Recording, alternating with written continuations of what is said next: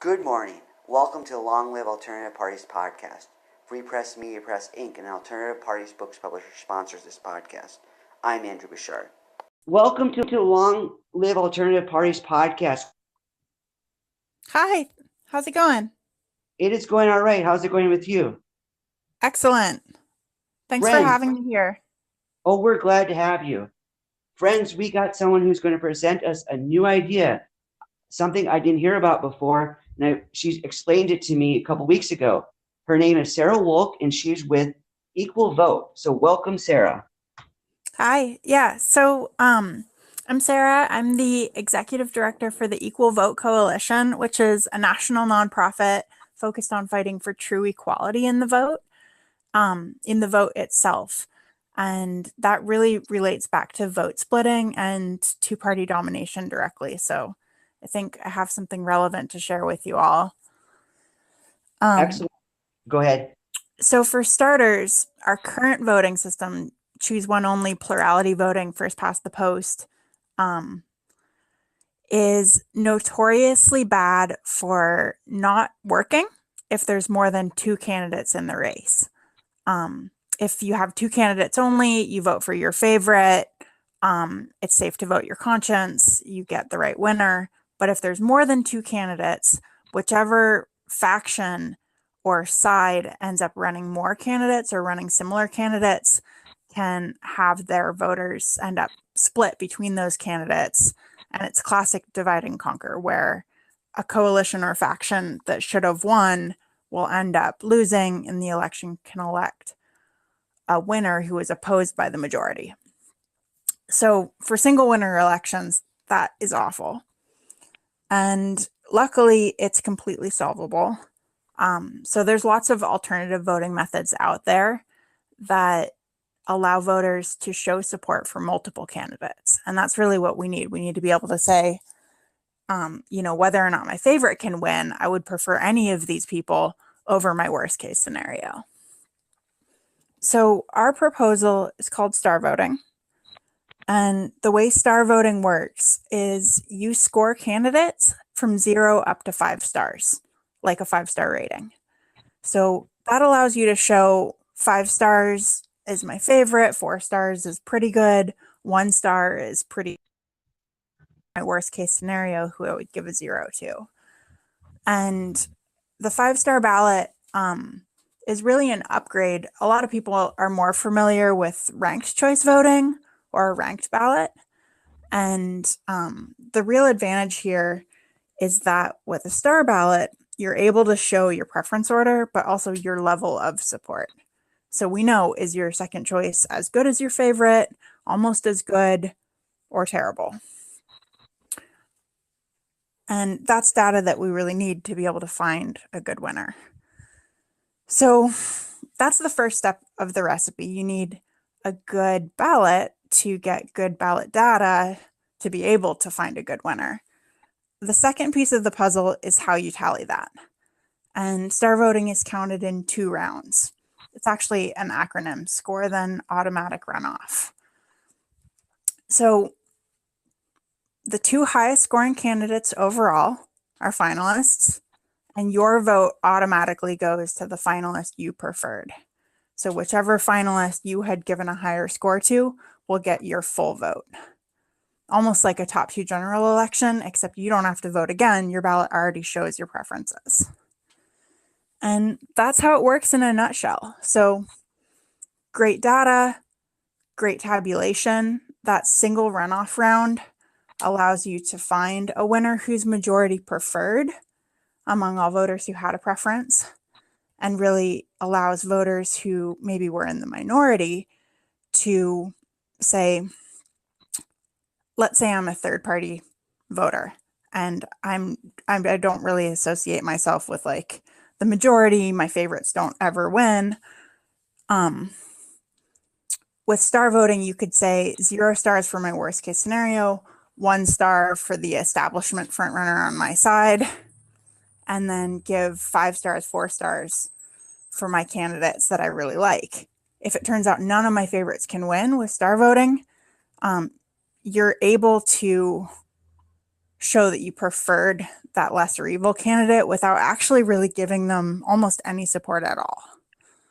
So you get your cake and you get to eat it too. And the last thing there in terms of representation is that with that runoff round, even if my favorite can't win, my vote still made a difference and actually helped prevent my worst case scenario and helped pick a majority preferred candidate that is better, ideally. So your vote still makes a difference. It's still safe to vote your conscience. That sounds good. Thanks for that overview.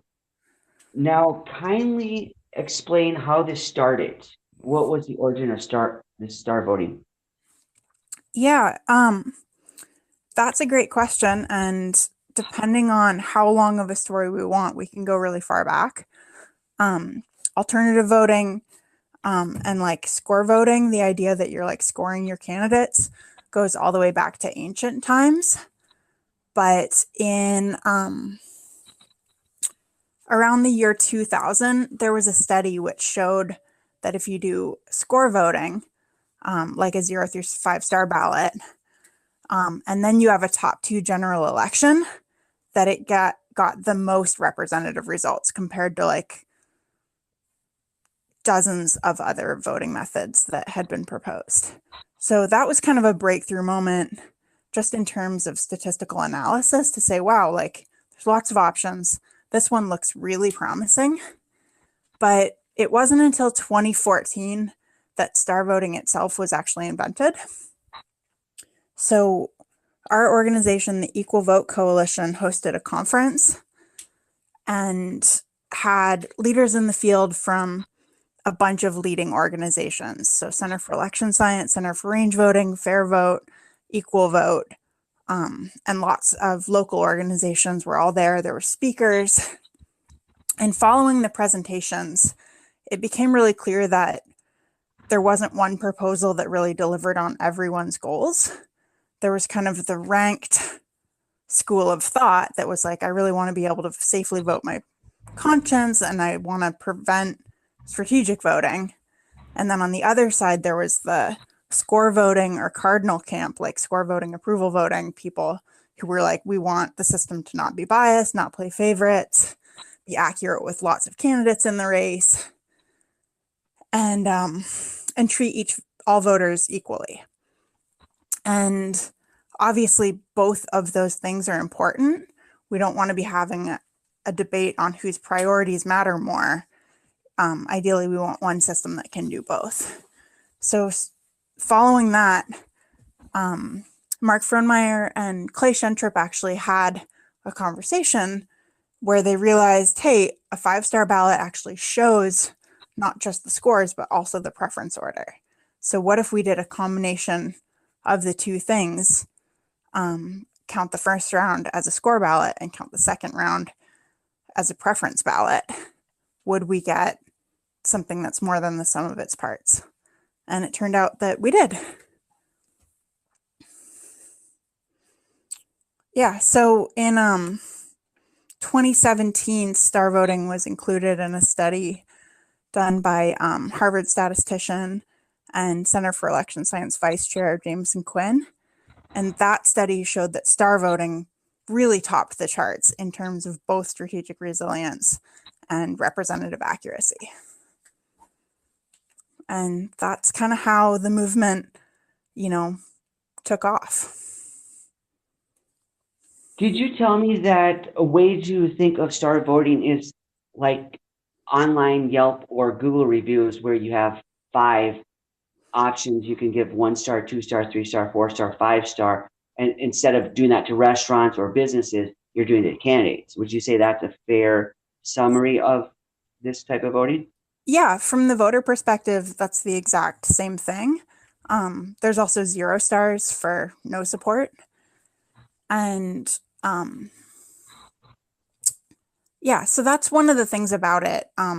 For voting, we really do need a voter interface that's super familiar and that isn't going to like lose people as they're trying to like learn a new system or be overwhelming.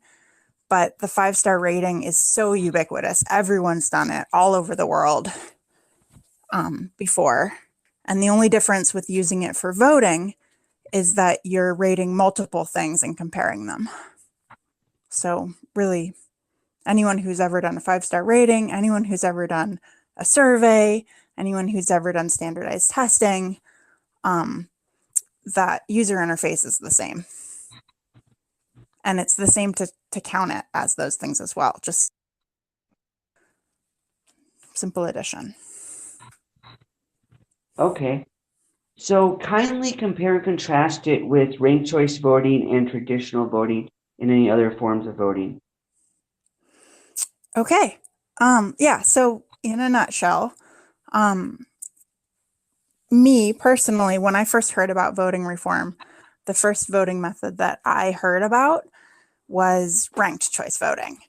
And the pitch that I got from a canvasser on the street was ranked choice voting. You rank the candidates.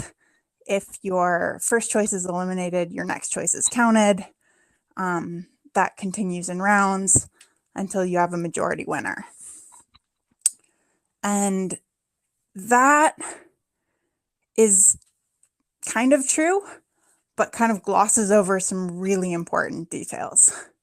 So one of the problems with ranked choice voting is that it doesn't count all of the rankings. And so depending on the order of elimination, your next choice might not be counted. So for example, let's say my first choice isn't strong enough to win, but they are like a strong competitive contender. So they hang out through rounds of elimination. They're still in the running. And then in the last round, my favorite is eliminated. If that happens to me as a voter, my second choice will never be counted. The rest of my rankings might not have existed. And it may have turned out that if you had counted all those rankings, there was a better, more majority preferred winner. So with ranked choice, I think there are a number of problems, but voting honestly, like honestly ranking your first choice can backfire. And it can backfire in very confusing and non-transparent ways. So it's really hard for voters to kind of navigate the impacts of that and vote effectively so that their vote can't get wasted. And then another issue there is that it's been really oversold. So historically, ranked choice has been around for a long time. I think it was the best option for a while, or one of the better options. But the talking points that I first heard were it's safe to vote your conscience, which, like I just explained, isn't actually totally true all the time. It doesn't waste your vote, also not true all the time. And then the third was that it accurately elects the best, most representative winner.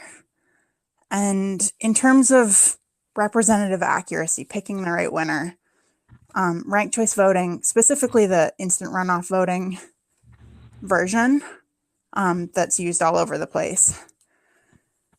That system, when you test like how often does it get the right winner, it does a great job.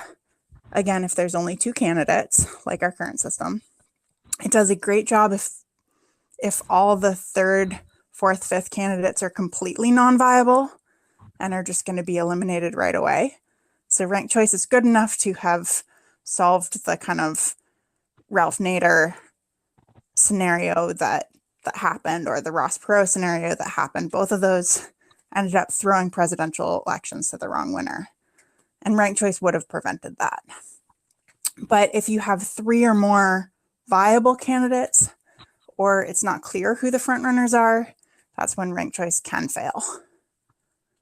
And if we want to have a competitive political space where we have multiple viable candidates, multiple viable parties, we really need a voting method that works in that context. So that's where star voting comes in. And just as a little asterisk, there are other ways to tally a ranked ballot that do count all the data, and those are better, but those aren't the systems that are being proposed by advocates in the political space. So in practice, if you hear ranked choice voting, they mean a specific thing that's not the best. Okay, I remember when you were telling me about this, you mentioned the issue of decentralization. Yeah. So kindly explain the benefits of your type of voting with decentralization. Sure. So the voting method itself is just one piece of the puzzle in terms of electoral reform. There's a lot of problems that need to be solved, and we need a solution that is able to solve, that's compatible with all these other movements as well. So star voting is really compatible with election security and decentralization, election integrity concerns. And the reason for that is that the ballot is tabulated with addition and all the ballot data is counted. So our current system is also counted with addition, and that means that we're able to cast our ballots. They can start counting the votes as they come in. They can report preliminary results. They can report results by precinct. And that's a really important thing in terms of election security, because that's a huge fail-safe against voter fraud. But ranked choice voting in particular doesn't allow that because they're not counting all the data. You don't know which data is relevant until you compile all the ballots in one central location. And until you get all the ballots in, you can't do the elimination rounds of tabulation. So that's another reason why ranked choice voting, though it looks good at first glance, has some major issues in terms of implementation details. So star voting, because it is counted with addition, both for the scoring round and just adding up the votes in the runoff round, means that you can count it at the local level. You can report preliminary results. You can report precinct level results, and you can do that data analysis as well later to say, how did, my county vote? How did my state vote? How did my city vote? How did this subset of voters vote? So yeah, that's the thing called precinct summability. And it's, I think, a really fundamental piece of the puzzle, because even with a perfect voting method, if we can't prove that our elections are secure, then we won't have faith in the voting method. So whether or not you think voting fraud is likely or is real or is pervasive, it's important that voters have that transparency and trust in the mechanism, because, if people don't trust the system, then the government doesn't have any, leg to stand on. Sounds good. So kindly tell me about what you mentioned to me on the phone about the ease of implementation, specifically as to the software issue, as you were telling me that some forms of voting require software changes. How is that with your type of vote? Yeah, that's pretty much the same answer as the previous question. Ranked choice voting, again, because they're not counting all the data, because they're counting preferences and tournament style rounds, requires, in most cases, all new voting machines and proprietary hardware, proprietary software. A lot of that, may or may not be open sourced. But with star voting, our current voting method, our current voting hardware, voting machines and voting scanners and tabulators, all of that already knows how to add up votes, and adding up scores is the same thing fundamentally. So all that would be required is just a software upgrade so that the machines can recognize a different ballot format. And then once you have that software upgrade, there's a recertification as well that's part of the process. So very attainable in terms of implementation cost. that is a one-time cost, and it's really actually a one-time cost per election vendor. It's not something that every single jurisdiction will ever have to pay for. And it's a cost that is really a drop in the bucket compared to the cost savings that star voting unlocks, particularly because with a one-round voting method, in a lot of cases, there's no need for a primary. So skipping the primary altogether, having an inclusive, accurate representative general election means that election officials only have to do half the work. And it also means that candidates only have to raise half the money. They only have to run one campaign instead of a primary and a general in a lot of cases. Sometimes we need a primary, but where we don't need one, especially at the local level, primary elections are often really low turnout. People aren't paying a lot of attention, and you don't get great results for those reasons anyway. Kindly speak about the opposition and or reception you received to this type of voting. Yeah. In terms of the general population, I think we're really at a watershed moment historically, where people really recognize how broken the system is, politics, the two-party system, all of the above, and how polarized it is.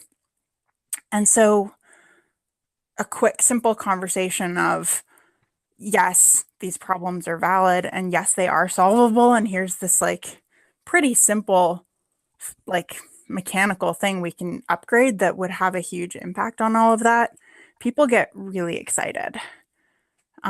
So for lay voters, the reception's been really great, I would say. For people who are more involved, more engaged, like I said, even I had heard of ranked choice voting first. And so my own response was like, hey, we really need to solve this problem. We don't have time to mess around. If we have a solution that's good enough, why are you coming in with another proposal? And so we do get a lot of people like that who are, asking the hard questions. Why are you doing this? Why are you in this space? We were here first. And I think the answer is that voting reform is so important, and getting it right is so important. If we had a proposal that was good enough previously, we would have solved this problem 50 years ago, 100 years ago, 150 years ago when ranked choice was first invented. But we haven't. And at that point, rather than shutting down people who oppose your proposal, sometimes it's worth it to actually invite people to the table, listen to their criticisms, address them if they're valid, and then come forward with a new proposal that really delivers. And I think that's what star voting does. Kindly tell us about your organization, Equal Vote. How did it get started, and what, other than this, what your organization does? Sure. So our organization's the Equal Vote Coalition, and our mission is to fight for true equality in the vote itself. What that means is ensuring that every voter has an equally weighted vote. And that's something that's fundamental for eliminating vote splitting and ensuring that if I have more candidates on my side or not, my vote is just as powerful as yours. Our mandate is voter education. So really getting people up to speed and educated about this issue, about the problems, about the options, and about the solution. The second piece of the puzzle is research. So we do a lot of research and engage with people at a high level in the electoral science field to further these discussions and do new research. We actually just submitted a paper today for peer review, so that's super exciting. And the third piece of the puzzle is community organizing and coalition building. So we have volunteers, we've got a Slack space, we've got local chapters. all over the country, and we're really trying to engage people and also engage other organizations um, where, that have overlapping values and overlapping mission, and build a movement that actually has the power to get things done. So, for people who are listening, if you want to get involved, go to equal.vote, our website, and then click that sign up link. You can volunteer, you can join the group so that you can just chime into conversations if you want. There's a lot of different ways that you can get involved, make a difference, and help, either remotely or showing up in person. So they go to equal.vote. Right. And then we also have a sister project, the Star Voting Action Project. And that is really focused on actually getting star voting implemented in the real political space. So that's the branch of the project that's focused on ballot initiatives, charter reviews, legislative bills, and all of that. And then actually also private sector implementation too. So if your business, your workplace, your school, your nonprofit is looking for a better way to make decisions, definitely reach out to us and we can help you get set up to do that. Either for like simple online polls, credentialed secure online voting, or in-person, government standard secure paper ballot elections. And for that Star Voting Project, that's at the same website as Equal Vote? It is linked, so you can find it from there, but the website for that is starvoting.us. Okay, starvoting.us. All right, Sarah, thank you for coming on the program today and giving us an overview of star voting. We appreciate you giving us a new option for voting reform. Yeah, and thank you so much for the work that you do fighting two-party domination. I think it's a massive problem. If we're going to get any of these massive problems that we're facing solved, this is kind of a keystone reform that would unlock our ability to be effective on every other issue. So appreciate you. Thank you very much. That's nice of you to say. Yeah. Sarah, all the best to you and your organization. May you continue to make a difference. Thank you. Have a great rest of your day. You too. Bye now.